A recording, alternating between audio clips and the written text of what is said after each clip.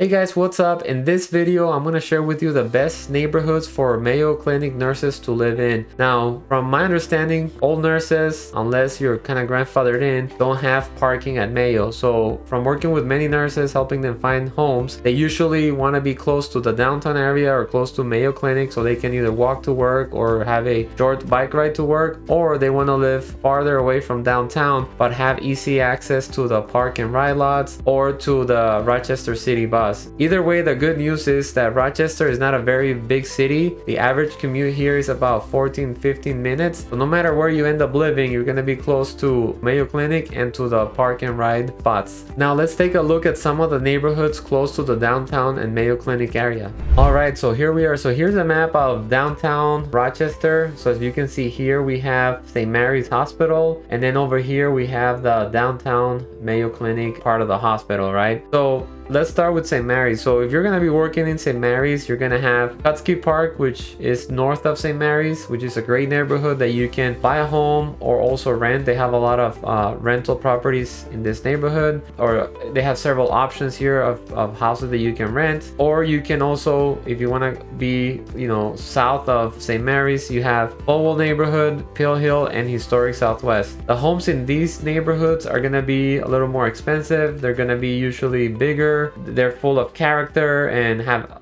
a lot of history. So these three neighborhoods here are really nice, very historic neighborhoods. Now if we move to southwest here, so we have Bailey Heights and Foxcroft. These are going to be newer homes, or not, homes that are in the early 1900s. So these are going to be newer homes, 70s, 80s, 90s, that age. They're also going to be more expensive. They're going to be bigger homes, 3,000 to 4,000 square feet. Kind of a entry level home here is going to be, around the 350, closer to $400,000 range. But again, very nice neighborhood here in the southwest. And then Kutsky Park, I'll just come back to this one. This is where I live. My wife is a nurse as well. She's a nurse anesthetist, and we've lived here for many years and we love it. Entry level home here you can find from, let's say, 280s or 300,000 up to $450, $100,000. They're anywhere from 1,500 square feet to like 2,500 square feet, and they're also like older homes, but you can find some really nice homes here. Now if we go west towards this area here, this is called Uptown, and you can find similar homes to Kutsky Park, but you're on the other side of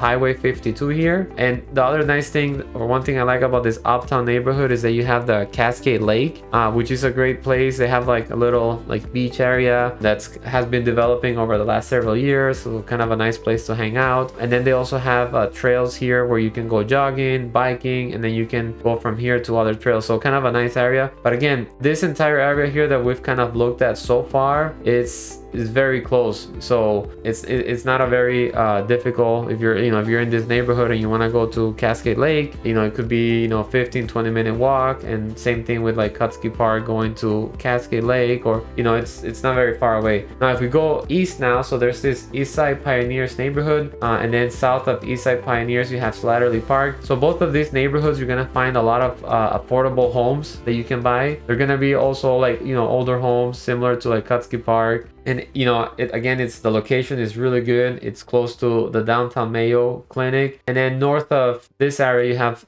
Silver Lake. Again, you're gonna find some really good homes closer to like 1950s and a little upwards from there age wise, and price points are going to be better. So obviously closer you are to like downtown and Mayo Clinic, the homes are going to be more expensive, and as you start kind of going out from that city center, they'll be a little bit more affordable. So, and then John Marshall here. So John Marshall is a high school, and this is also like a neighborhood, and again some really good options. So from, I would say, like the John Marshall, Silver Lake, you're looking more at probably biking if you're gonna go to like downtown Mayo Clinic or St. Mary's. So now let's take a look at some of the other neighborhoods that are not as close to Mayo Clinic. And if you have any questions about these neighborhoods or living in downtown, let me know in the comments below, and I'd love to help you get those questions answered. All right, so here we are taking a look at the full Rochester map, and I wanted to just kind of give you a visual of where all the park and ride options are. So if you don't live downtown and you want to take the bus because you don't have parking, or you want to take the shuttle,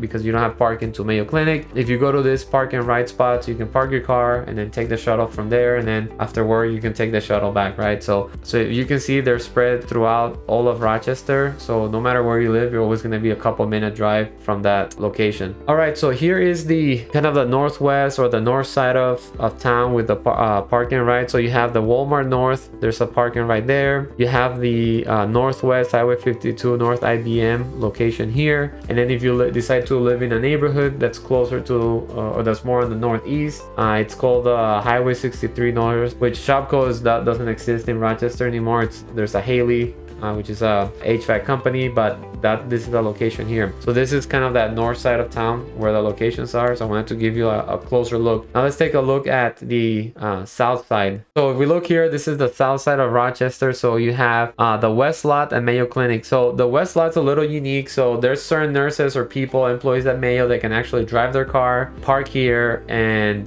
take the shuttle. So this is super close to St. Mary's, as you can see, and then also downtown Mayo. So not everyone can park here, but if you live in the Foxcroft area or kind of this uptown area here, basically if you can walk there, you can take the shuttle. So you can't park your car, or not everyone can park their car, but if you walk here, you can just take the shuttle to Mayo. There's the Bethel Lutheran Church, there's parking there.